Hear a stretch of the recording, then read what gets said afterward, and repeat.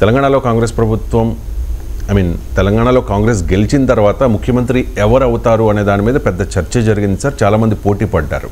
So ఆ తర్వాత ఆ పవర్ సెంటర్స్ అన్నీ కామప్ అయిపోయాయి. రేవంత్ రెడ్డి నాయకత్వంలో అందరూ వెళుతున్న పరిస్థితుల్లో కోమటిరెడ్డి రాజగోపాల్ రెడ్డి అన్యాపదేశంగా అన్నారో ఉద్దేశపూర్వకంగా అన్నారో మంత్రి ఉత్తమ్ కుమార్ రెడ్డి భవిష్యత్తులో ముఖ్యమంత్రి అవుతారంటూ కమెంట్ చేశారు సార్. ఒకసారి ఆయన బయట విందాం.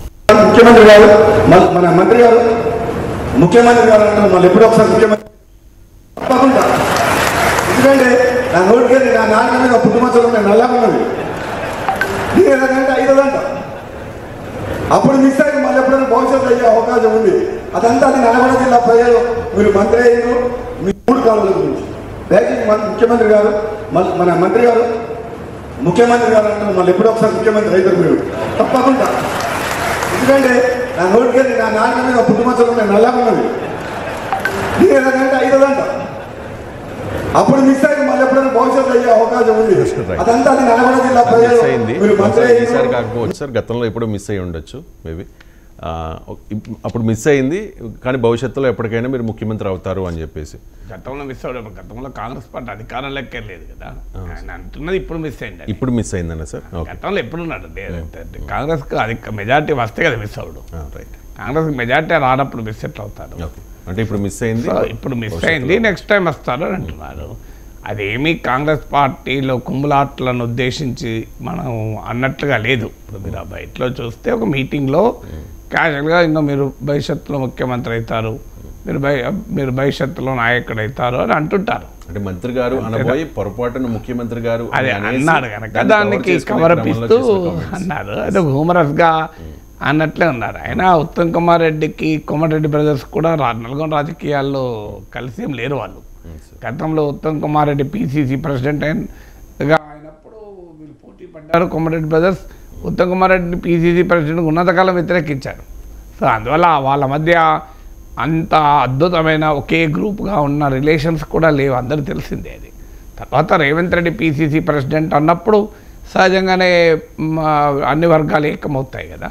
తర్వాత ముఖ్యమంత్రి అయ్యాక ఒక మాట మాత్రం చెప్పాలి, కాంగ్రెస్ ప్రభుత్వం చాలామంది ఊహించింది రేవంత్ రెడ్డి ముఖ్యమంత్రి అయిన వెంటనే కాంగ్రెస్లో తిరుగుబాటు వస్తుంది, కాంగ్రెస్ పార్టీలో ఇన్ని గ్రూపులు ఉంటాయి, సో రోజుకోరు ఒక్కో రకంగా మాట్లాడతారు అన్నారు. కానీ మీరు గమనించండి, కాంగ్రెస్ ప్రభుత్వం వచ్చిన తర్వాత ఇప్పటి వరకు నేరుగా ఒక్క మంత్రి కూడా ముఖ్యమంత్రికి వ్యతిరేకంగా మాట్లాడిన ఉదాహరణ లేదు. ఒక్క కాంగ్రెస్ నాయకుడు కూడా తీవ్రంగా తమ ప్రభుత్వాన్ని విమర్శించిన ఉదాహరణ లేదు. సో ఇది ఈవెన్ కర్ణాటకలోనైనా కాస్తో కూస్తో మాట్లాడుతున్నారు తప్ప తెలంగాణలో లేదు. ఇక ఆస్పిరేషన్స్ ఎప్పుడు ఉంటాయి. ఇప్పుడు ఇవాళ కూడా కర్ణాటకలో పరమేశ్వర నేను సన్యాసిని కాను, ప్రమోషన్కి నేను రెడీ అన్నాడు. సో రాజకీయాల్లో ఆస్పిరేషన్స్ ఉంటాయి. కాంగ్రెస్ పార్టీలో ఎవరైనా ముఖ్యమంత్రి కావాలని కోరుకోవచ్చు, అవకాశం కూడా ఉంటుంది. కాంగ్రెస్ పార్టీలో ప్రధానమంత్రి కోరుకోలేడు, బీజేపీలో అయితే ముఖ్యమంత్రి కోరుకోవచ్చు, ప్రధానమంత్రి కోరుకోవచ్చు. కానీ కాంగ్రెస్లో ప్రధానమంత్రి పదవి మాత్రం ఖాళీ ఉండదు ఎప్పుడు కూడా. సో కానీ ముఖ్యమంత్రి మాత్రం ఎవరైనా కోరుకోవచ్చు, ఆ అవకాశం ఎప్పుడూ కాంగ్రెస్ పార్టీలో ఉంటుంది. అందువల్ల ఉత్తమ్ కుమార్ రెడ్డి సీనియర్ నాయకుడు, చాలా అనుభవజ్ఞుడు, విద్యావంతుడు, అన్ని రకాలుగా కాంగ్రెస్ పార్టీకి నిబద్ధత కలిగినటువంటి నాయకుడు. ఆయన ఎయిర్ ఫోర్స్ నుంచి రిజైన్ చేసి వచ్చాక నేరుగా కాంగ్రెస్ పార్టీలో చేరాడు. ఇంతవరకు ఆయన ఏ రాజకీయ పార్టీలో చేరలేదు కదా. అందువల్ల భవిష్యత్తులో ఏమవుతుందన్నది ఎవరు చెప్పగలం. సో రేవంత్ రెడ్డి 10 ఏళ్ల పాటు ఉంటాడని కోమటిరెడ్డి వెంకరెడ్డి గతంలో ఎక్కడో వ్యాఖ్య చేసినట్టున్నారు. కోమటిరెడ్డి వెంకరెడ్డి వ్యాఖ్య చేశారు.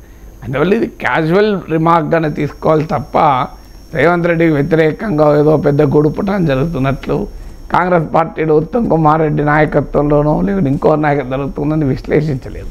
క్యాజువల్గా అనొచ్చు, ఇంకో మీరు పలానా అవుతారు అని ఆశించవచ్చు కూడా, లేదు తప్పు పట్టాల్సిందే లేదు కదా.